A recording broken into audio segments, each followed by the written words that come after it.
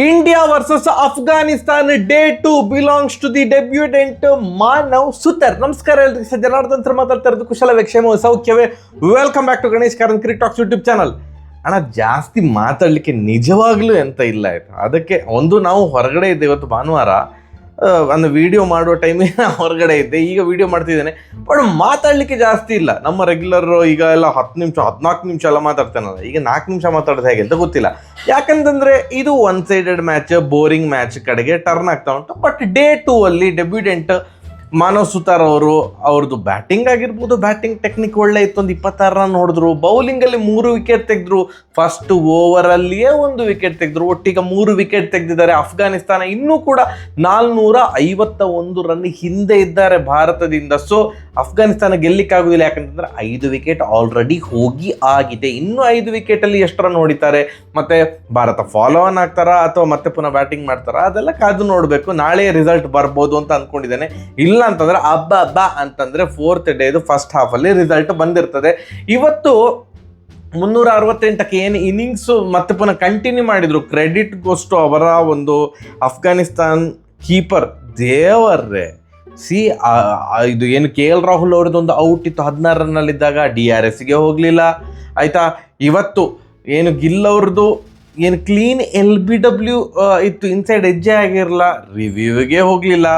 Umpire not out ಅಂತ ಕೊಟ್ಟಿದ್ರು, review ತೊಗೊಂಡಿದ್ರೆ clean out ಆಗ್ತಿತ್ತು.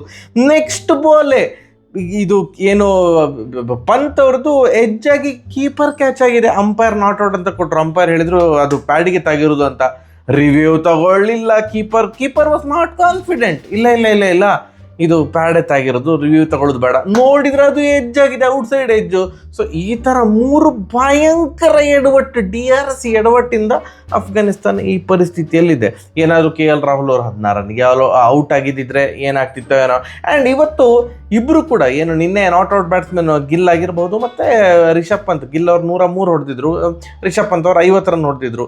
ಸೊ 110 ಕೂಡ ದಾಟಲಿಲ್ಲ ಗಿಲ್ ಅವ್ರದ್ದು. ಆಗಲೇ ಒಂದು ಈ ಥರದೊಂದು ಜೀವದಾನ ಸಿಕ್ಕಿತ್ತು. ಆ್ಯಂಡ್ ಈವನ್ 60 ರನ್ ಕೂಡ ದಾಟಿರಲಿಲ್ಲ ಇದು ರಿಷಬ್ ಪಂತ್ ಅವರಿಗೆ. ಈ ಥರದ ಒಂದು ಜೀವದಾನ ಸಿಕ್ಕಿತ್ತು. ಸೊ ಎಡವಟ್ಟುಗಳ ಮಹಾಪೂರ ಏನು ಅವರ ಕೀಪರ್ ಆಗಿದ್ರು. ಅಂದರೆ ಅವರಿಗೆ ಎಕ್ಸ್ಪೀರಿಯನ್ಸ್ ಕೊರತೆ ಇದೆ ಅಥವಾ ಕ್ಲಾರಿಟಿ ಇಲ್ಲ ಅಂತ ಅಂದ್ಕೊಳ್ತೇನೆ.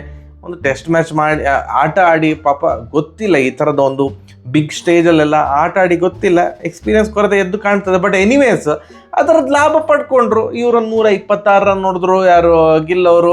ಇವರೊಂದು 30 ರನ್ ಸೇರಿಸಿದ್ರು. ಪಂತ್ ಅವರೊಂದು 80 ರನ್ ಹೊಡೆದ್ರು. ಸುಂದರ್ ಅವರು ಸುಂದರವಾದ ಒಂದು 50 ಹೊಡೆದ್ರು.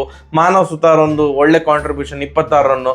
ಮತ್ತು ನಮ್ಮ ಸಿರಾಜ್ ಅಣ್ಣ ಏನು ಕಟ್ ಶಾಟ್ 4 ಹೊಡಿಯೋದೇನು 6 ಹೊಡಿಯೋದೇನು ಒಂದು ಅಂದರೆ ವೈಟ್ ಬಾಲಲ್ಲಿ ಯಾರು ಬೇಕಾದ್ರೆ 100 ಸ್ಟ್ರೈಕ್ ರೇಟ್ ಮೇಲೆ ಹೊಡಿತಾರಣ್ಣ. ನಾನೀಗ ರೆಡ್ ಬಾಲಲ್ಲಿ ಹೊಡಿತಾನೆ ಅಂತ ಅಂದ್ಕೊಂಡು 12 ಬಾಲಿಗೆ 22 ರನ್ ಹೊಡೆದ್ರು. 4 4 1 6. ಸೊ ಭಾರತ 564ಕ್ಕೆ 8 ವಿಕೆಟ್ ಕಳ್ಕೊಂಡು ಡಿಕ್ಲೇರ್ ಘೋಷಣೆ ಮಾಡಿತ್ತು. ಒಂದೇ ಒಂದು ಖುಷಿಯ ವಿಚಾರ ಏನು ಫಾರ್ ಅಫ್ಘಾನಿಸ್ತಾನ್ ಏನು ಅಂತಂದರೆ, ಮೊಹಮ್ಮದ್ ಸಲೀಮ್ ಅವರು 6 ವಿಕೆಟ್ ತೆಗೆದದ್ದು. ನಂಗೆ ಅವ್ರ ಬಗ್ಗೆ ಜಾಸ್ತಿ ಗೊತ್ತಿಲ್ಲ, ಬಟ್ ಅವರು 6 ವಿಕೆಟ್ ತೆಗೆದ್ರು. ಪಾಪ 27 ಓವರ್ ಆ ಒಂದು ಬಿಸಿಲಲ್ಲಿ 100ಕ್ಕಿಂತ ಜಾಸ್ತಿ ರನ್ ಬಿಟ್ಕೊಟ್ಟಿದ್ದು, 140 ರನ್ ಹೊಡಿಸ್ಕೊಂಡಿದ್ದಾರೆ 27 ಓವರಲ್ಲಿ. ಬಟ್ ಸ್ಟಿಲ್ 6 ವಿಕೆಟ್ ತೆಗೆದ್ರು. ಸೊ ಅವ್ರಿಗೆ ಅದೊಂದು ದೊಡ್ಡ ವಿಷಯ. ಏನು ಅಫ್ಘಾನಿಸ್ತಾನದ್ದು ಬ್ಯಾಟಿಂಗ್ ಶುರುವಾಯಿತು. ಎಲ್ರಿಗೂ ಸಹ ಗೊತ್ತಿತ್ತು ಅವರ ಏನು ಭಾರತದ ಒಂದು ಈ ಒಂದು ಎಕ್ಸ್ಪೀರಿಯನ್ಸ್ ಇದ್ರು. ಅಫ್ಘಾನಿಸ್ತಾನದ್ದು ಪಾಪ ಅವರಿಗೆ ಔಟ್ ಆಗಿಯೇ ಆಗ್ತಾರೆ ಅಂತ. ಹಾಗೇ ಆಯಿತು. ಯಾರು ಕೂಡ ಗಟ್ಟಿಯಾಗಿ ನಿಲ್ಲಲಿಲ್ಲ. ರೆಮಚಾ ಅವರು 43 ರನ್ ಹೊಡೆದೀಗ ನಾಟ್ಔಟ್ ಆಗಿದ್ದಾರೆ. ಬಿಟ್ಟರೆ ಯಾರು ಕೂಡ ಅಂಥದ್ದೇನು ದೊಡ್ಡ ಮೇಜರ್ ಕಾಂಟ್ರಿಬ್ಯೂಷನ್ ಅಂತ ಯಾರಿಗೂ ಕೂಡ ಇರಲಿಲ್ಲ. ಎಲ್ಲರೂ ಕೂಡ ಡಬಲ್ ಡಿಜಿಟ್ ಕ್ರಾಸ್ ಆಗ್ತಾ ಇದ್ದಾರೆ ಅನ್ನೋದೇ ಒಂದು ಖುಷಿಯ ವಿಚಾರ. 2 ವಿಕೆಟ್ ಪ್ರಸಿದ್ಧ ಕೃಷ್ಣ ಅವ್ರು ತೆಗೆದ್ರು. 3 ವಿಕೆಟ್ ಮಾನವ್ ಸುತಾರ್ ಅವರು ತೆಗೆದ್ರು. ಈಗ Manav Suthar is the replacement for ಯಾರು ನಮ್ಮ ಜಡೇಜಾ ಅದು ಗೊತ್ತಿಲ್ಲ. ಯಾಕಂತಂದರೆ ಜಡೇಜಾ ಅವ್ರನ್ನ ಡ್ರಾಪ್ ಮಾಡಿರೋದಾ ಅಥವಾ ರೆಸ್ಟ್ ಕೊಟ್ಟಿರೋದಾ, ಹೇಗೂ ಇದು WTCಯಲ್ಲಿ ಬರೋದಿಲ್ಲ. ಇದೊಂದು ಒಂದೇ ಟೆಸ್ಟ್ ಮ್ಯಾಚ್ ಇರೋದು. ಸೊ ಆದ್ದರಿಂದ ಜಡೇಜಾ ಬೇಡ ಅಂತ ನಿರ್ಣಯಕ್ಕೆ ಬಂದ್ರ. ಯಾಕಂದರೆ ಜಡೇಜಾ ಕೂಡ ಇರಲ್ಲ, ಅಕ್ಷರ್ ಪಟೇಲ್ ಕೂಡ ಇರಲಿಲ್ಲ. ಅಥವಾ ಅವ್ರನ್ನ ಡ್ರಾಪ್ ಮಾಡಿದರೆ ಯಾಕೆ? ಸೊ ಅವರನ್ನು ಡ್ರಾಪ್ ಮಾಡಿದರೆ ಮಾನವ್ ಸುತಾರ್ ಅವರನ್ನೇ ಒಂದು left hand batsman, left hand off spinner ಥರ, ಒಂದು ಆರ್ಥೋಡಾಕ್ಸ್ ಸ್ಪಿನ್ನರ್ ಥರ ಆ ಒಂದು ಆಲ್ರೌಂಡರ್ ಕ್ಯಾಟಗರಿಯಲ್ಲಿ ಈ ಒಂದು ಯಂಗ್ಸ್ಟರನ್ನು ಬೆಳೆಸ್ಬೇಕಂತ ಥಿಂಕ್ ಮಾಡ್ತಾ ಇದ್ದಾರೆ BCCI. ನಂಗೆ ಗೊತ್ತಿಲ್ಲ, ಐ ಹೋಪ್ ನಾಟ್. ಯಾಕಂದರೆ ಅಕ್ಷರ್ ಪಟೇಲ್ ಅವರನ್ನೆಲ್ಲ ತೆಗಿಲಿಕ್ಕೆ ಒಂದು ಪ್ರಾಪರ್ ಕಾರಣವೇ ಇಲ್ಲ ಅಂತ ಅನಿಸ್ತದೆ. ಯಾಕಂತಂದರೆ ಅವ್ರಿಗೆ ಸಿಕ್ಕಿರುವಂಥ ಆಪರ್ಚುನಿಟಿ ಸಿಕ್ಕಿದೆ, ಅದನ್ನು ಯುಟಿಲೈಸ್ ಮಾಡಿಕೊಂಡಿದ್ದಾರೆ. ಅಟ್ಲೀಸ್ಟ್ ಇಂಡಿಯನ್ ಪಿಚ್ಚಸಲ್ಲೆಲ್ಲ ಅಕ್ಷರ್ ಪಟೇಲ್ ಒಳ್ಳೆ ಕ್ಲಿಕ್ ಆಗಿದ್ದಾರೆ ಅಂತ ನಾನು ಭಾವಿಸ್ತೇನೆ. ಸೊ ಮೇ ಬಿ ಅವರಿಗೆ ರೆಸ್ಟ್ ಕೊಟ್ಟು ಈ ಒಂದು ಮ್ಯಾಚಲ್ಲಿ ಒಂದು ಅವಕಾಶ ಕೊಟ್ಟಿರ್ಬೋದು ಮಾನವ್ ಸುತಾರ್ಗೆ. ಬಟ್ ಸಿಕ್ಕಿರುವಂಥ ಒಂದು ಅವಕಾಶವನ್ನು ಸೂಪರಾಗಿ ಯುಟಿಲೈಸ್ ಮಾಡಿಕೊಂಡಿದ್ದಾರೆ ಮಾನವ್ ಸುತಾರ್ ಅವರು.